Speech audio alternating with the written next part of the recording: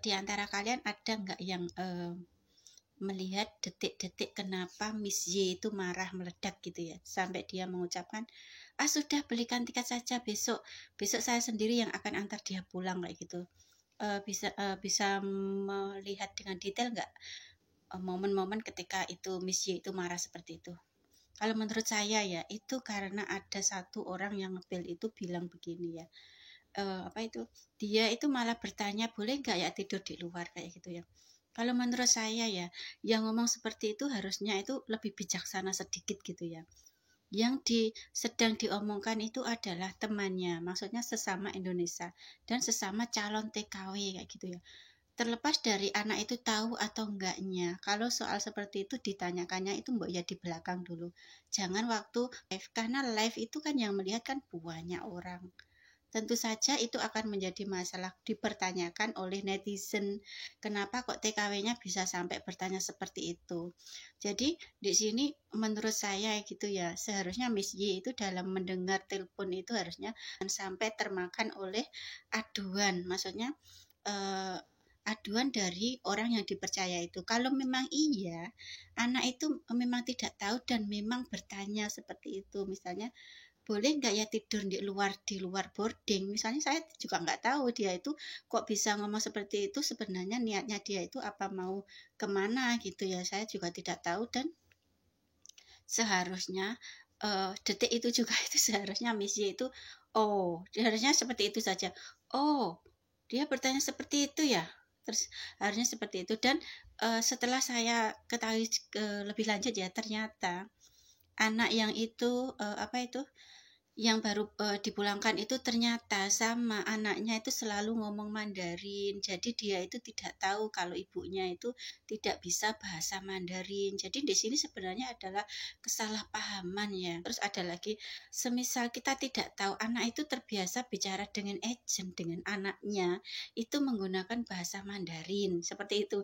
Terus dia tiba-tiba mengajak itu berbicara dengan bahasa Mandarin, mungkin juga karena ketidaktahuan dia.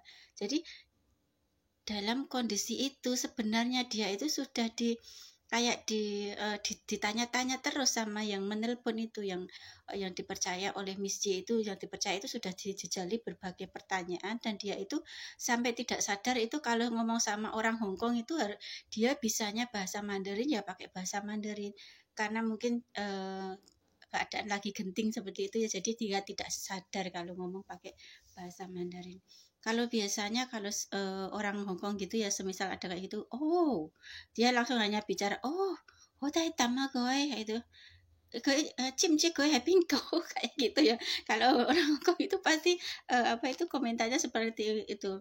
Kalau sudah menghadapi orang yang orangnya itu yang nyolot gitu, bahasa kita itu kalau ada orang itu yang nyolot, keinginannya nyolot, bicaranya itu nyolot, itu pasti reaksi orang sana itu biasanya seperti itu. Habis itu ya terus harus dipikirkan lagi, jangan sampai kita tiba-tiba langsung memutuskan sesuatu, seperti contohnya langsung belikan tiket saja, besok saya yang antar, kayak kita itu ketakutan kalau dia itu akan lari kemana kayak gitu. Terus ada lagi yang ini aku mau komen, itu ada satu itu orang yang komentar seperti ini ya, memang tidak menjadi kewajiban atau tidak menjadi tugas TKW atau kewajiban TKW kalau sampai di Hong Kong itu harus tinggal di boarding home. Tidak ada pemerintah Hong Kong mengatur kalau anak baru datang itu harus tinggal di boarding home. Jadi begini ya, menurut saya ya, anak baru datang dari Indo itu butuh tempat. Kalau kita agent tidak menyediakan tempat keamanan dia, tempat tinggal dia, itu juga salah loh. Kok di lain itu satu CC itu berkomentarnya seperti itu ya. Kenapa? Dia bilang menurut peraturan Hong Kong tidak seharusnya itu agent itu tidak ada kewajiban untuk calon TKW itu tidur di dalam boarding. Terus kalau anak baru datang dari Indo terus di Hong Kong itu bukan tanggung jawab agentnya, terus tanggung jawab siapa? Apakah agent, wah kalau begitu caranya enak banget itu agent ya, kamu datang ke Hong Kong ngomlele ya, le pintu fan lah, jika lama kayak gitu. Apakah harus seperti itu? Jadi apakah agent itu harus ngomong, aku tinggal membelikan tiket untuk kamu sampai di Hong Kong, kamu tidur dimanapun terserah kamu. kamu mau tidur di jalan, mau tidur di bawah ke jembatan, terserah kayak kamu. Apakah harus seperti itu ya? Jadi jangan sampai kita memberikan pemahaman yang seperti itu kepada TKW baru ya. Jadi sudah benar itu. Kalau agent itu memberikan apa itu? Memberikan aturan anak baru sampai ke Hong Kong itu harus masuk ke boarding home, harus masuk tinggal sama entah itu rumah agent, entah itu boarding home, itu harus di situ dulu. Kita memberi kenyamanan ya di boarding home itu supaya TKW-nya itu aman. Kalau masalah makan nggak mungkin nggak dikasih makan, pasti dikasih makan. Dan kalau kita semisal ya memberi pemahaman kepada TKW baru, kita itu punya hak loh, mau tinggal di mana setelah sampai di Hong Kong kita, karena kita itu sudah punya visa, paspornya sudah resmi, dan kita di sana itu niatnya kerja. Terlepas dari itu, agent itu hanyalah calo, iya benar. Agent itu calo, tapi calo yang benar-benar berjasa untuk kita ya. Kalau tanpa adanya calo, kalian bisa nggak masuk ke Hong Kong? Coba dipikir balik ya. Di Hong Kong tidak menerima kita itu kita itu personal masuk ke Hong Kong dengan paspor pribadi, itu tidak menerima. Jadi kalau semisal kita itu juga begitu menekan agent, itu dianggap calo lah, dianggap pengantar lah, yang bosnya itu adalah PRT-nya atau TKW-nya, dan mereka itu adalah sebenarnya kita yang menggaji, itu sebenarnya juga salah total ya.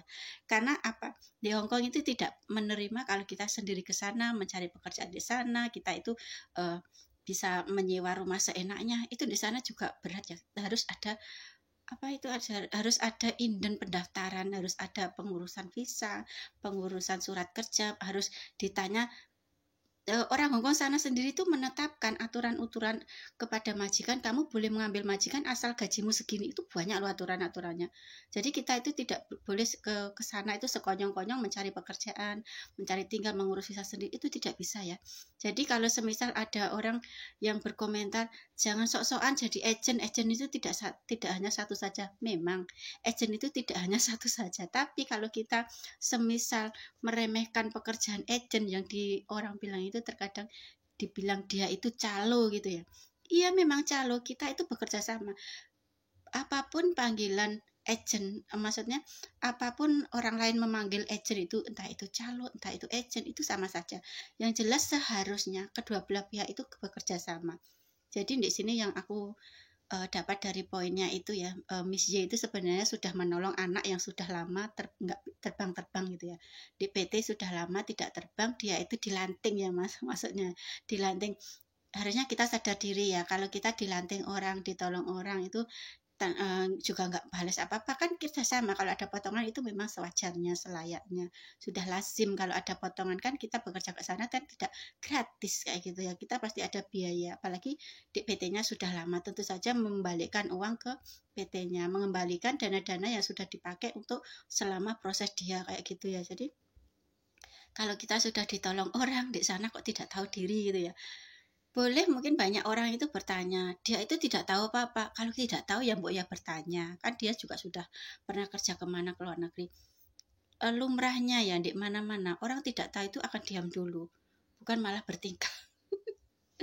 Tapi meskipun di sini ya itu masalahnya bisa diambil hikmahnya ya, karena kebetulan dia itu TKW baru masuk ke Hong Kong sudah seperti itu.